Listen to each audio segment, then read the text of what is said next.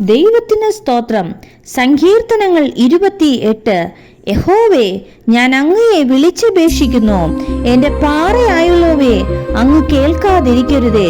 അങ്ങ് മിണ്ടാതിരുന്നിട്ട് ഞാൻ കുഴിയിൽ ഇറങ്ങുന്നവരെ പോലെ ആകാതിരിക്കുവാൻ തന്നെ. ഞാൻ എന്റെ കൈകളെ വിശുദ്ധാന്തർ മന്ദിരത്തിങ്കിലേക്ക് ഉയർത്തി അങ്ങയോട് നിലവിളിക്കുമ്പോൾ എന്റെ യാചനയുടെ ശബ്ദം കേൾക്കണമേ.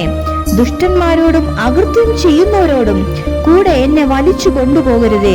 അവർ കൂട്ടുകാരോട് സമാധാനം സംസാരിക്കുന്നു, എങ്കിലും അവരുടെ ഹൃദയത്തിൽ ദുഷ്ടത ഉണ്ട്. അവരുടെ ക്രിയയ്ക്ക് തക്കവണ്ണവും പ്രവൃത്തികളുടെ ദുഷ്ടതയ്ക്ക് തക്കവണ്ണവും അവർക്ക് കൊടുക്കണമേ. അവരുടെ കൈകളുടെ പ്രവൃത്തി പോലെ അവരോട് ചെയ്യണമേ. അവർക്ക് തക്കതായ പ്രതിഫലം കൊടുക്കണമേ. യഹോവയുടെ പ്രവൃത്തികളെയും അവന്റെ കൈവേലയും അവർ വിവേചിക്കായുകൊണ്ട് യഹോവ അവരെ പണിയാതെ ഇടിച്ചു കളയും. യഹോവ വാഴ്ത്തപ്പെട്ടവനാകട്ടെ.